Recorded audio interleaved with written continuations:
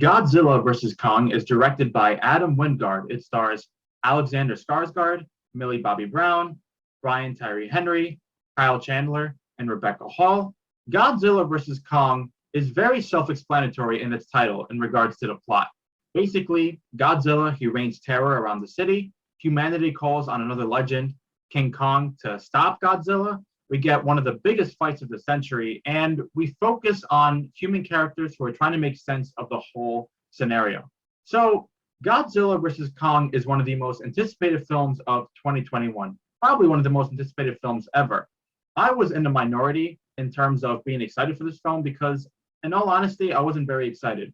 The reason why is because out of all the films in the monster universe, so Godzilla, Godzilla King of Monsters, and Kong Skull Island, I was very disappointed in all three of them. So I went into this movie with very low expectations. This review is going to be spoiler free, so no worries if you haven't seen it yet. I'm not going to talk about specific elements at all. This is going to be just a general review. Anyway, I saw Godzilla vs. Kong last night in IMAX, and what did I think of it? I am happy to report that I had a lot of fun watching it. This film is a blast. Godzilla vs. Kong is a film that is so self-aware of itself, it doesn't try to be anything more than a spectacle that it is. I thought it was entertaining, it was action-packed, and I overall just had a fun time, like I said. I'm so glad I saw this movie in IMAX.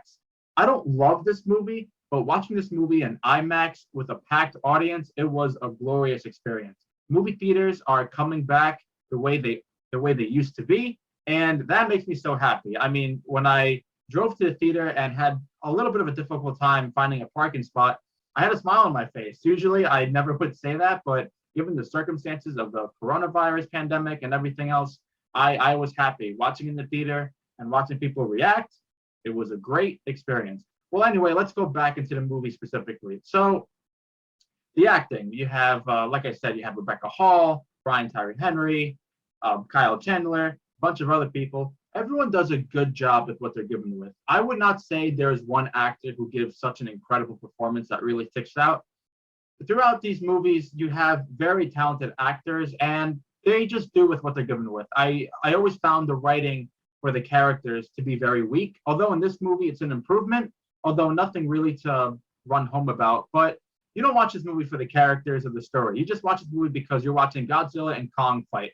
In that aspect, it delivers, it over delivers actually. The action scenes are incredible. Again, no spoilers, but if whether you're rooting for Kong or you're rooting for Godzilla, this movie finds a way to please everyone. I mean, the action, the whole spectacle of it is really incredible. I mean, once again, I saw it in IMAX, and if you go to the theaters, watching it in IMAX, you have to go all out because just watching everything on the big screen, everything play out, the fight scenes, and you're hearing the score, which is also a major standout in this film. It's all just so rewarding and it's visually pleasing. I mean, the visual effects are incredible. Throughout these movies, even the ones I don't like, I was impressed with the visual effects. And they seem to always be upping their game with each film. And Godzilla, I don't think he's ever looked better here. Same with Kong. Kong looks awesome. And Kong, I like Kong more than Godzilla because I just find Kong to have more personality. And personally, I've always liked the King Kong movies more than Godzilla. So I'm Team Kong. But in any case, yeah, I really liked his bond with another character in this film. If you watch the King Kong movies before, other than Skull Island, you know he has this bond with a blonde woman. But in this movie, they do something different. He has a blonde with a little girl. He has a bond with a little girl. And yeah, it was really sweet. You know, that's definitely the heart of the film.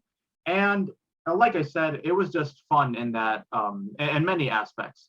So, look, like I said before, right? This is not the type of film you're going to watch to analyze the plot because if you really think about the plot, yeah, it's dumb.